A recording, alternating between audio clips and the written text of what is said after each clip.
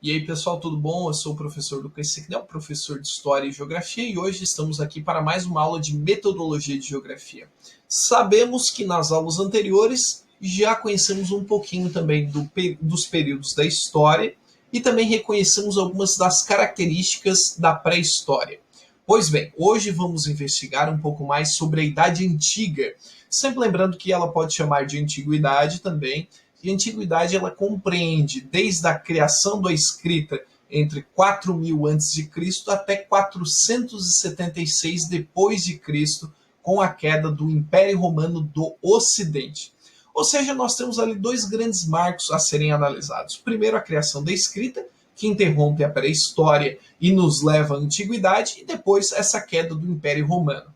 Bom, é importante lembrar que ela cruza 4000 anos antes de Cristo e chega a 476 depois de Cristo. Ou seja, temos aí aproximadamente 4500 anos de antiguidade. A antiguidade é estudada com estreita relação ao Próximo Oriente. Por quê? Porque ali surgiram as primeiras civilizações, no que a gente chama de crescente fértil, né? E a gente já vai associar aos grandes rios como o Rio Nilo. Bom, o crescente fértil atrai pelas possibilidades agrícolas os primeiros habitantes do Egito, Palestina, Mesopotâmia, Irã e Fenícia. Então a gente tem os povos mesopotâmicos e a civilização egípcia em destaque. Mas também temos aí questões que envolvem a Idade Antiga e que são muito importantes para serem discutidas. Por quê? A antiguidade ela vai abranger as civilizações que são conhecidas como civilizações clássicas, como a civilização grega e a civilização romana. A civilização grega tem vários períodos, né, como o período helênico. E o que nós podemos destacar é que essas duas civilizações unidas, a civilização egípcia, talvez foram as três grandes civilizações e os grandes marcos da antiguidade. Nós sabemos que durante a antiguidade nós tivemos muita evolução, porque nós vínhamos de um ritmo sem escrita. E durante esse primeiro período em que a escrita esteve operando, nós tivemos o desenvolvimento de sociedades e civilizações brilhantes. Começamos pelos egípcios, que eram brilhantes apesar de não ter um sistema de escrita, mas desenvolveram pirâmides, esfinges e muitas técnicas, incluindo técnicas de irrigação.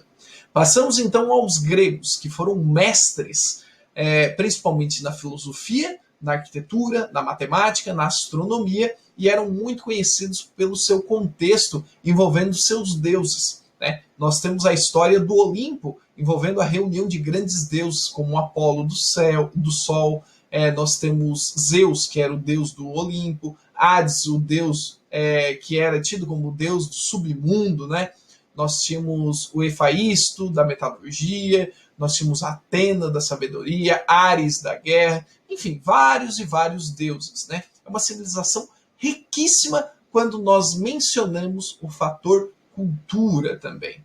E além das evoluções que envolvem matemática, medicina e outras áreas bem conhecidas e importantes.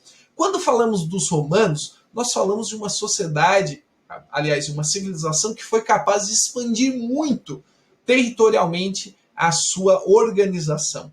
E diferente dos gregos, que se organizavam em cidades-estados, quase que de uma forma independente, sem um estado unificado, os romanos conseguiram um grande estado. Só que, é claro, um grande estado significa uma imensa responsabilidade. E é importante lembrarmos que nós tivemos grandes imperadores, como Marco Antônio, como Nero.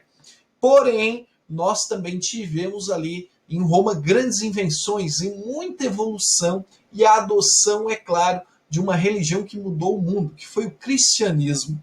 E a partir da adoção do cristianismo, Roma então começou, através do latim e também do cristianismo, difundir muito sua cultura por todo o planeta. Para quem não sabe, a língua portuguesa, a língua espanhola, a língua francesa e o italiano sofrem muita influência do latim, que é tido como uma língua morta, mas até então era o idioma oficial do Império Romano.